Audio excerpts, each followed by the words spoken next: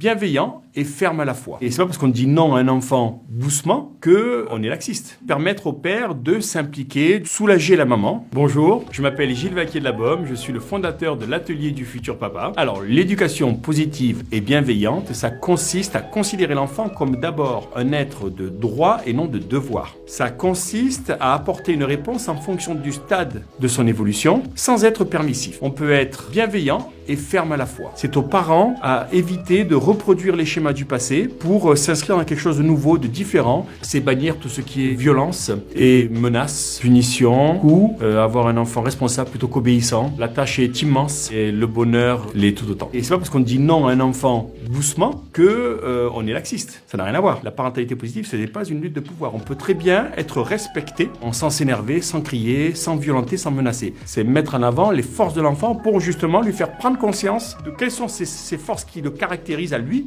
pour qu'il puisse s'en servir plus tard. Et s'il a la connaissance de ses forces et qu'il sait qu'il va pouvoir toujours revenir vers le parent qui est la source d'amour inconditionnel, c'est comme ça qu'il va repartir plus loin. C'est ça le schéma.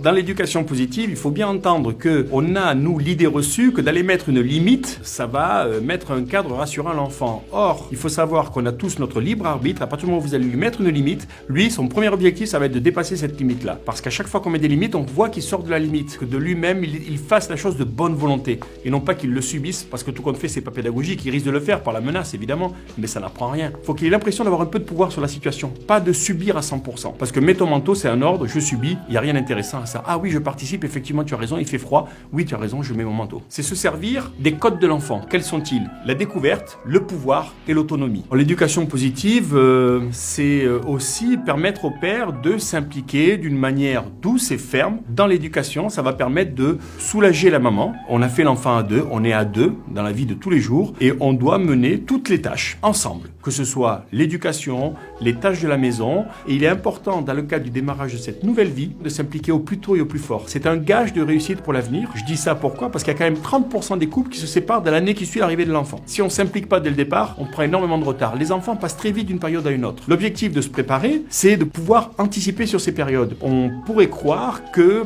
plus tôt on va être, violent avec son enfant, et parce que la vie est injuste, et plus tôt il sera au même niveau, et comme ça il sera armé pour cette vie-là. Et en fait, c'est exactement l'inverse, c'est-à-dire que plus on va donner de la bienveillance, plus on va lui permettre d'affronter la difficulté. Alors, en Suède, par exemple, on sait qu'il y a 480 jours de congé qui sont à partager entre les deux conjoints. Il y a une étude qui est sortie, qui est très sérieuse. Quand on soumet les parents aux cris de leurs propres enfants, celui qui a été élevé d'une manière directrice, descendante, eh bien, c'est du cortisol qui va inonder son cerveau, donc du stress. Et celui qui a été élevé dans un cadre empathique et bienveillant, ça va être de l'ocytocine, l'hormone de l'amour. Donc ça veut dire que l'avantage qu'on a, c'est que si on instaure un cycle de bienveillance éducative, celui-ci va se reproduire d'une manière automatique. C'est là l'immense bénéfice que l'on a, et nous, on est une génération, on est le point de bascule. Ça devient un réflexe par la suite. Donc on a tout intérêt à instaurer ce cadre dès le départ.